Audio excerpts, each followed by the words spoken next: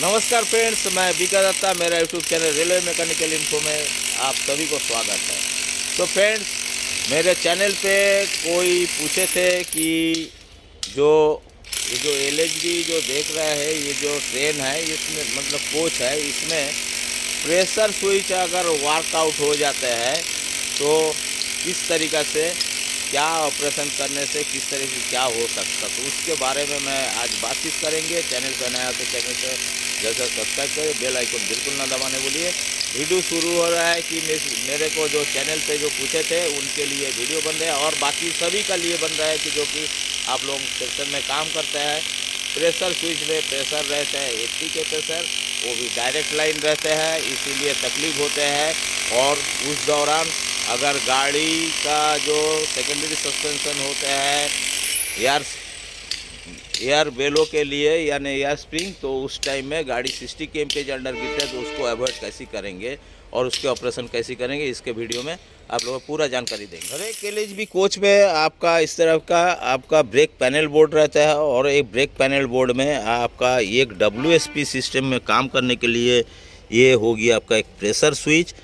ये आपका कोई भी कंपनी का आपका पैनल बोर्ड होने दीजिए, चाहे फेबली होने दीजिए, चाहे नॉर के होने दीजिए, स्कॉट के होने दीजिए, सब में आपका एक प्रेशर स्विच रहेंगे। ये प्रेशर स्विच में एक तो करंट का लाइन दिया रहता है, देख रहा है कि ये देखिए इधर करंट का लाइन और पीछे से प्रेशर आपको FP प्रेशर से ये ऑपरेट होता है। और इसका ऑपरेट होने का एक ही कारण है कि इस गाड़ी में जो आपका WSP यानी व्हील स्लाइड प्रोटेक्शन सिस्टम जो काम करता है, क्योंकि ये एक्सेल माउंटेड डिस्क ब्रेक है। अब देख रहा है कि एक्सेल माउंटेड डिस्क ब्रेक है। ये एक्सेल माउंटेड डिस्क ब्रेक जहाँ रहता है, ये व्हील माउंटेड डिस्क ब्रेक नहीं है, तो इसमें ये WSP काम करते हैं। डम वाल्व सिस्टम रहता है जो कि आपका प्रेशर को रेगुलेट करते हुए ब्रेक को नियंत्रण करते हैं। एक ब्रेक पैनल में एक प्रेशर स्विच रहेंगे। देखिए इस तरह का प्रेशर स्विच है, इसमें करंट और प्रेशर का जरिए आपका जो WSP का मदरबोर्ड, जो आपका CPU यूनिट, जो कि आपका प्रोसेसर यूनिट जो आपका इंडिकेट करेंगे, वो काम करता है। तो ये आपका होता क्या है, ये जो पोर्शन है देख रहे हैं, इधर 2 नट बोल्ट लगा हुआ है। ये नट बोल्ट आपका कोरोशन होकर प्लेट आपका क्या होता है, ये आपका सामने में ये पॉइंट से खोल के बाहर आ जाता है, लुढ़क जाता है। ये खोल के बाहर आ जाते हैं तो उस दौरान क्या होता है, इधर से FP प्रेशर पूरी आपका बाहर निकलने लगते हैं। और ये FP का आइसोलेटिंग कॉक है, इसको भी बंद करने से नहीं रुकेंगे, क्योंकि ये डायरेक्ट लाइन जहाँ से आपका मेन FP प्रेशर आपका पीछे में इनसाइड से आए हैं, मैं दिखाएंगे उधर, और उधर से आने का बाद में ये आइसोलेटिंग कॉक है, इसीलिए इसको बंद करने से कोई आपको उधर से प्रेशर लीक होना बंद नहीं होंगे। ये ओनली फॉर आपका ये ब्रेक पैनल का लिए, इधर का लिए ये DB ऑपरेशन, और ये आपका जो ऑक्सिलरी रिजर्वर जो है इसके ऑपरेशन के लिए ये आपका FP का जो आइसोलेटिंग कॉक है। इसके अलावा 2 ब्रेक का जो है वो आपका ब्रेक सिस्टम का वो दोनों बोगी को मेंटेन करता है। तो आपको तभी कहीं से भी प्रेशर निकलना बंद नहीं होंगे। तो आप क्या करेंगे, आप सीधा आपका इस तरफ का जहाँ से सोर्स है उसको बंद करिए, और जहाँ से पीछे में जा रहा है तो इसका भी FP का प्रेशर बंद करिए। और प्रेशर जब ड्रेन होगा तो इधर से हवा निकलना बंद हो जाएगा। उस दौरान आप एक काम कर सकते हैं कि इसको फिर से, इसका इधर होल रहता है इस तरीक़ा के, ये इस तरीक़ा के इसमें जैसी होल होगा, इस तरीक़ा के होल रहेंगे, इसमें इस तरह के एक होल रहता है। इस होल का अंदर में इसका जो पॉइंट है, ये पॉइंट को दबा के घुसा दीजिए, और उसके बाद में कोशिश करिए कि आप इसको बंद करने के लिए पहला आपको देखना होगा ऑपरेशन होगा। इसके चलते गाड़ी 60 kmph हो सकता। अगर वो आपका इसमें सेकेंडरी सस्पेंशन में एयर स्प्रिंग सिस्टम होते हैं तो ये काम आपको ज़रूरी करना ही होगा।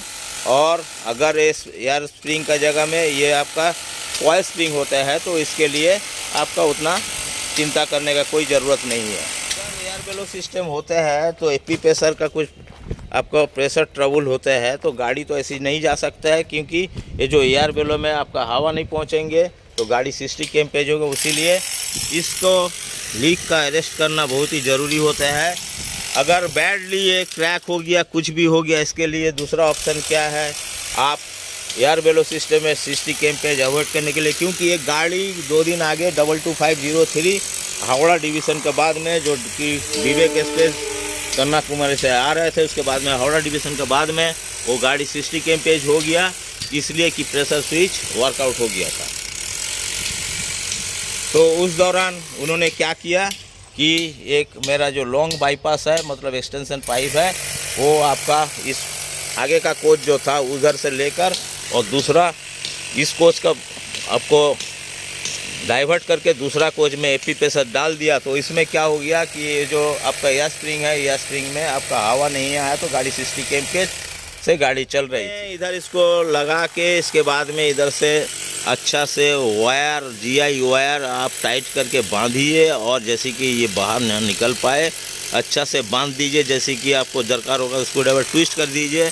इसके बाद में हल्का फुल्का कोई लीक भी होगा तो कोई तकलीफ नहीं है, कोई kmph नहीं होगा, पैनल बोर्ड भी सही सलामत जाएगा, गाड़ी परमिसेबल स्पीड में जा सकते हैं। तो आप लीक अरेस्ट नहीं कर पाए तो आपको नीचे पीछे में जाना पड़ेगा।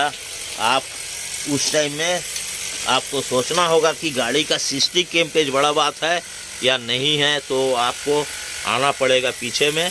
बैक साइड में देखिए, जहाँ की ये जो पाइप देखिए इस पैनल बोर्ड में जा रहे हैं, तो ये दोनों BC प्रेशर का बीच में यही एपी का पाइप है, और इधर एक फेरूल है 28 का, और इधर एक फेरूल है 28 का। अगर इसको आप खोल के निकाल सकते हैं तो अच्छा है। तो आपका इस जगह में आप क्या करेंगे, ये मेन पाइप ब्रांच पाइप में इधर 28 का डैमी कैप लगा दीजिए। प्रेशर और इस तरफ आएंगे नहीं, आपका इधर लीक भी बंद हो जाएगा, गाड़ी 60 kmph अवॉइड हो जाएगा, क्योंकि ये आपका प्रेशर एपी प्रेशर इस कोच में रहेगा।